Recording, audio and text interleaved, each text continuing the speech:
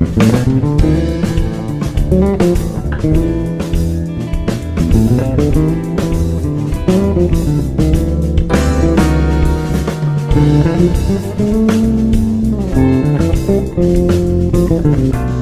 risalah al-muslimun yang dirahmati Allah, bagaimanakah hukum mabit di Muzdalifah dan melempar jumrah Aqabah?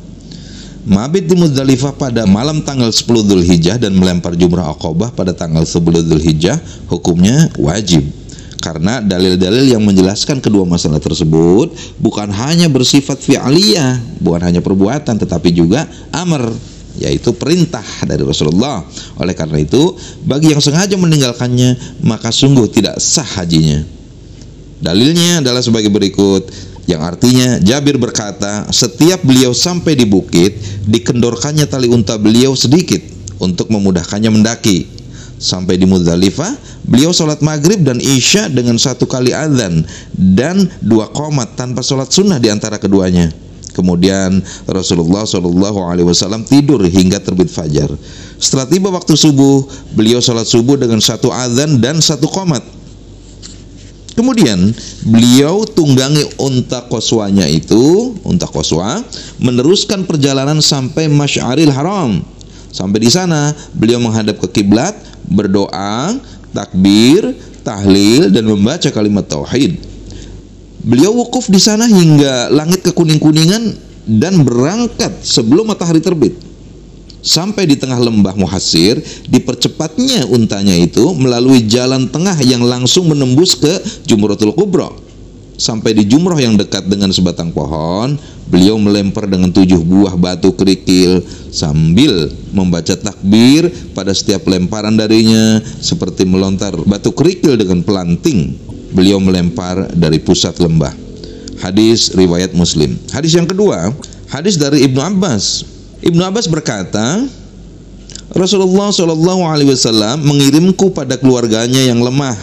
Kemudian kami melaksanakan sholat subuh di Mina dan melempar jumrah. Hadis riwayat Ahmad dan An-Nasa'i. Sahabat risalah al-muslimun, mari kita lihat hadis yang ketiga dari Aisyah, bahwa ia berkata, Saudah pernah meminta izin kepada Rasulullah SAW di malam Muzdalifah untuk berangkat mendahului beliau dan rombongan orang banyak.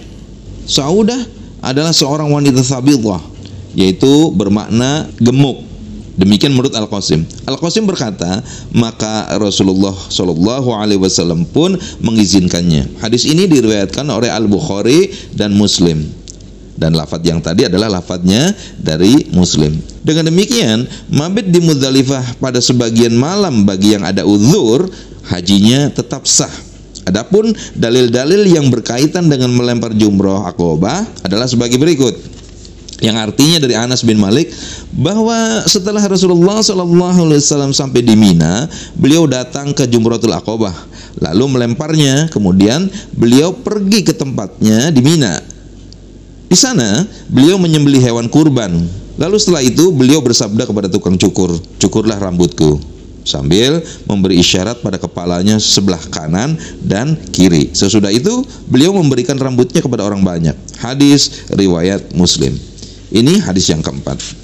Sahabat risalah muslimun, pada hadis yang kelima, Jabir berkata, Nabi SAW melempar pada hari nahar waktu pagi hari, dan setelah itu beliau melemparnya setelah zawal. Hadis riwayat Al-Bukhari.